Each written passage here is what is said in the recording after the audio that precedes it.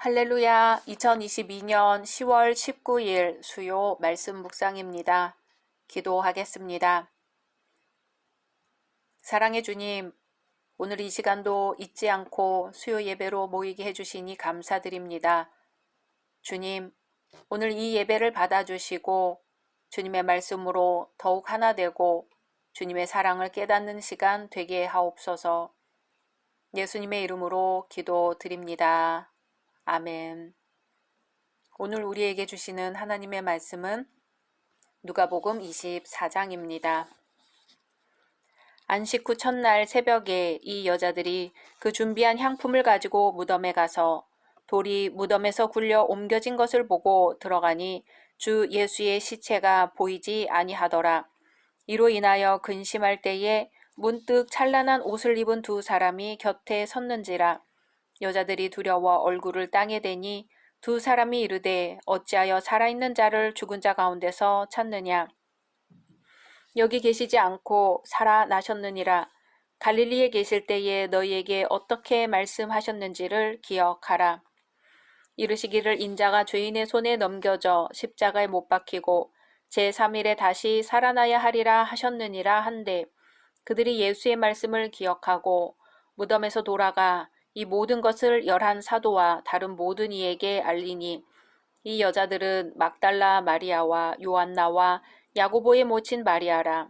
또 그들과 함께한 다른 여자들도 이것을 사도들에게 알리니라.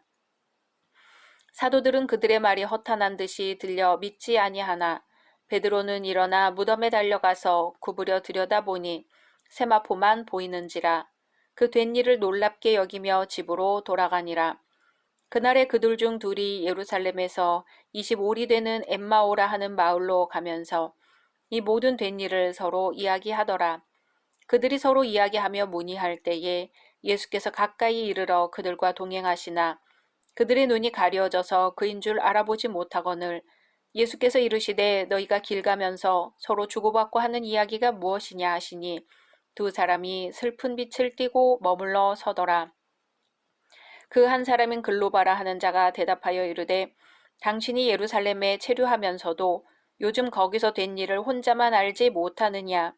이르시되 무슨 일이냐. 이르되 나사렛 예수의 일이니 그는 하나님과 모든 백성 앞에서 말과 일에 능하신 선지자이거늘 우리 대제사장들과 관리들이 사형 판결에 넘겨주어 십자가에 못 박았느니라.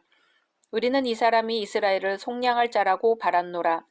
이뿐 아니라 이 일이 일어난 지가 사흘째요. 또한 우리 중에 어떤 여자들이 우리로 놀라게 하였으니 이는 그들이 새벽에 무덤에 갔다가 그의 시체는 보지 못하고 와서 그가 살아나셨다 하는 천사들의 나타남을 보았다 함이라.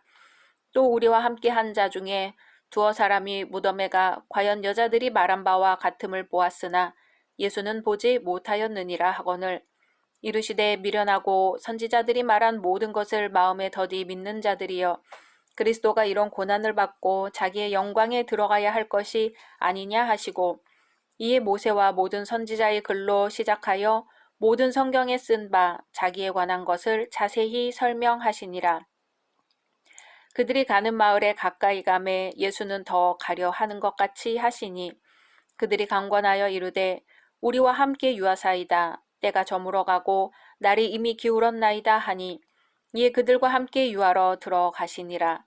그들과 함께 음식 잡수실 때에 떡을 가지사 축사하시고 떼어 그들에게 주시니 그들의 눈이 밝아져 그인 줄 알아보더니 예수는 그들에게 보이지 아니하시는지라.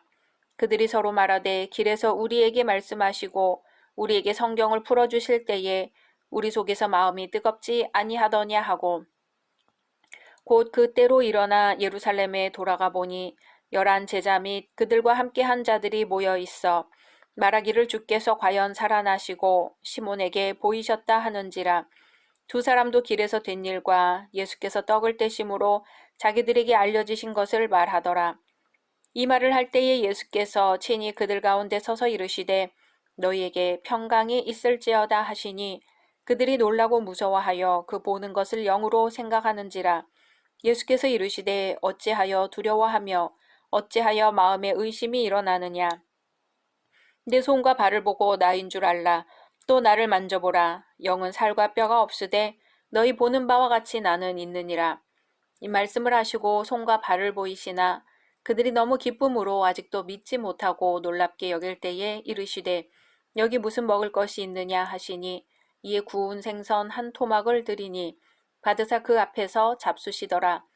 또 이르시되 내가 너희와 함께 있을 때에 너희에게 말한 바 곧 모세의 율법과 선지자의 글과 시편의 나를 가리켜 기록된 모든 것이 이루어져야 하리라 한 말이 이것이라 하시고 이에 그들의 마음을 열어 성경을 깨닫게 하시고 또 이르시되 이같이 그리스도가 고난을 받고 제3일에 죽은 자 가운데서 살아날 것과 또 그의 이름으로 죄 사함을 받게 하는 회개가 예루살렘에서 시작하여 모든 족속에게 전파될 것이 기록되었으니 너희는 이 모든 일의 증인이라. 볼지어다 내가 내 아버지께서 약속하신 것을 너희에게 보내리니 너희는 위로부터 능력으로 입혀질 때까지 이 성에 머물라 하시니라. 예수께서 그들을 데리고 베다니 앞까지 나가사 손을 들어 그들에게 축복하시더니 축복하실 때에 그들을 떠나 하늘로 올려지시니 그들이 그에게 경배하고 큰 기쁨으로 예루살렘에 돌아가 늘 성전에서 하나님을 찬송하니라. 아멘. 오늘 말씀에는 예수님이 부활하셨다는데도 그 사실을 믿지 못하고 엠마오를 향해 쓸쓸히 걸어가던 두 제자가 나옵니다. 예루살렘을 떠나는 이들은 무척 외로워 보입니다. 지난 3년이라는 세월을 헛되게 산 것이 아닌가 하는 의문이 들기도 하고 기대했던 예수님의 구속 사건이 펼쳐지지 않아 실망스럽기도 합니다. 그래서 크게 상심한 채 터벅터벅 걸어가는 모습은 정말 보기에 안쓰럽습니다. 기대했던 것에 대한 실망감, 믿던 도끼에 발등 찍힌 듯한 배신감 등이 묘하게 작용하여 아쉬움과 슬픔이 있습니다. 이러한 내용의 곡을 붙인 복음성가가 바로 엠마오로 가는 두 제자입니다. 가사 내용은 엠마오 마을로 가는 두 제자가 절망과 공포에 잠겨 있을 때 예수가 나타나사 그들에게 위로와 힘을 주셔 소망을 얻게 되었다는 내용입니다. 사람들은 기대했던 것에 대한 실망이 아주 클 때 허탈감에 빠져서 어떻게 대처해야 할지를 모르는 경우가 있습니다. 사실 그렇습니다. 지금까지의 삶을 전체적으로 반성해보고 새로운 시작을 해야 한다는 것은 알지만 그것이 마음처럼 쉬운 게 아닙니다. 가슴 한구석이 텅 빈 것 같은 그런 심정에 누군가가 사랑으로 채워주기를 바라는 것, 지극히 정상적인 삶의 방식입니다. 우리의 마음이 비어있고 지금까지 내 생각대로 채우려고 노력했다면 이제는 하나님의 사랑으로 가득 채워져야 합니다. 3년 동안 더불어 따뜻한 동행을 했던 예수님을 잃은 허전함, 외로움, 슬픔에 빠져 힘없이 걸어가는 제자들의 쓸쓸한 뒷모습을 상상해 볼까요? 그 모습에 우리의 자화상이 있지는 않나 생각해 봐야겠습니다. 함께 울어줄 이웃은 없고 싸늘한 비웃음이 가슴을 도려내는 현실이 앞에 있습니다. 따뜻한 대화를 나누며 걸어갈 동행은 없고 숨가쁘게 밀치고 달려갈 사람만 가득합니다. 그러나 따뜻한 동행을 해줄 분이 여기 계십니다. 여전히 낯선 모습으로 다가오시지만 낯 익은 이이신 예수 그리스도는 우리의 가슴을 훈훈하게 합니다. 이 예수님은 어디 계실까요? 어부나이 3년 찾는다는 말이 있습니다.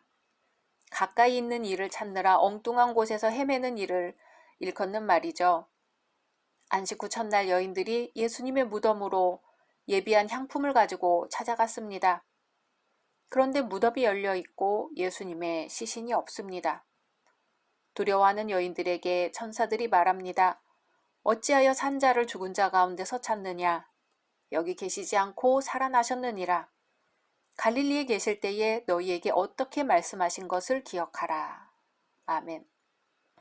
두 천사가 여인들에게 예수께서 부활하셨음을 증언하였고 예수께서 엠마오로 내려가는 두 제자에게 나타나 부활하셨음을 증거했던 내용에 이어지는 말씀은 예수께서 11사도와 그와 함께한 모든 사람들에게 나타나셔서 육체로 부활했음을 증거하신 내용입니다.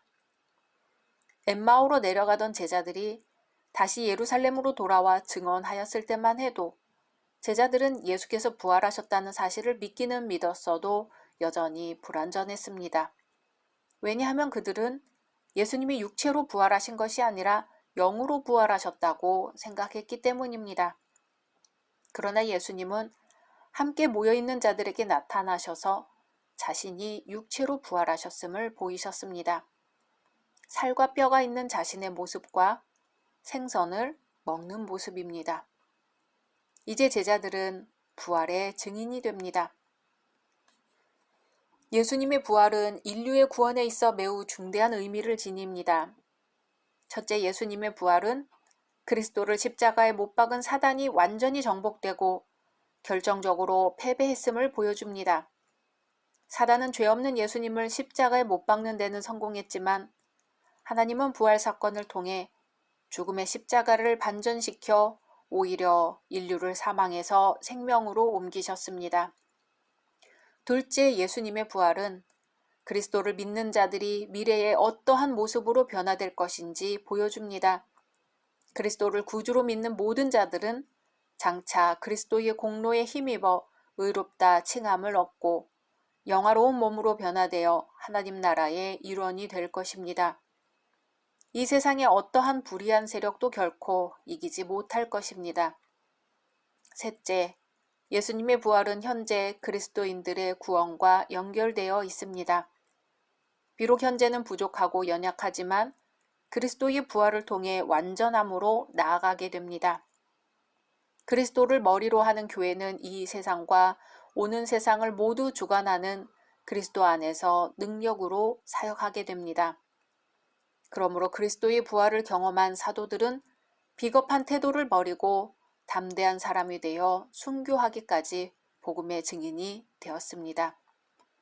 우리 기독교는 부활의 종교입니다. 죽음을 넘어선 생명의 종교입니다. 나는 부활이요 생명이니 나를 믿는 자는 죽어도 살겠고 무릇 살아서 나를 믿는 자는 영원히 죽지 않을 것이라는 예수님의 말씀을 붙들고 영원한 생명의 삶 사시기를 소망합니다. 이 시간 말씀 생각하면서 함께 기도하겠습니다. 주님, 우리의 생명의 근원이 되시며 우리의 삶을 인도해 가시는 주님, 감사합니다. 저희는 때때로 삶의 십자가를 만나지만 십자가를 이기고 부활하신 주님을 보며 절망하지 않고 다시 한번 일어섭니다. 십자가가 세상 사람들 눈에는 미련한 것이지만 믿는 우리들에게는 능력이요 소망이 되는 것을 믿습니다. 부활하신 주님, 다시 오실 주님을 기다리며 하루하루 소망 가운데 살아가게 하옵소서. 예수님의 이름으로 기도드립니다. 아멘.